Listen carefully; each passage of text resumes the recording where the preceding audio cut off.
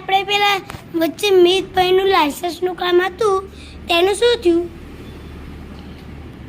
હા, મિતભાઈનું લાયસન્સનું આપણે કામ આવેલું તો એમને કોમ્પ્યુટર પરીક્ષા આપણે કમ્પ્લીટ સમજાયું, એમનું ફોર્મ ભર્યું લાયસન્સ માટે, એમને સમજાય એમને કોમ્પ્યુટરની પરીક્ષા પાસ કરી દીધી.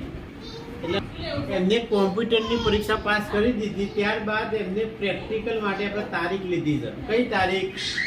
તો એ કહે છે કે મારે આવતા મહિનાની તારીખ સેટ કરવી છે. આપણે એમને તારીખ સેટ કરી આપી 9મા મહિનામાં. તો 8/9 બતાવો અહીંયા કરજે. 8/9/2026 એમના ડ્રાઇવિંગ લાયસન્સ ટુ વ્હીલર માટે એમને આપણે એમની પ્રેક્ટિકલ માટે તારીખ લીધી.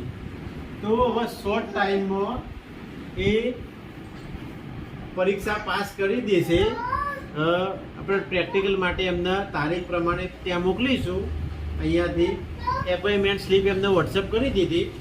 હવે એ ત્યાં ઓરિજિનલ ડોક્યુમેન્ટ લઈ જશે અને સાથે એક બાઇક લઈ જવાનું રહેશે એમને.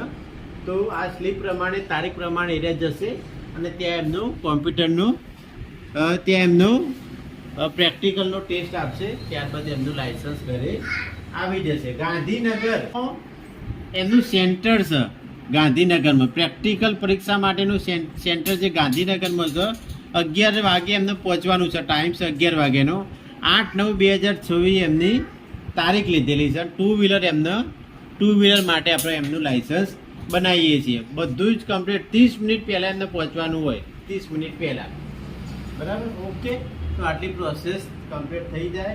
લગભગ 50% ઉપરની પ્રોસેસ કમ્પ્લીટ થઈ જાય.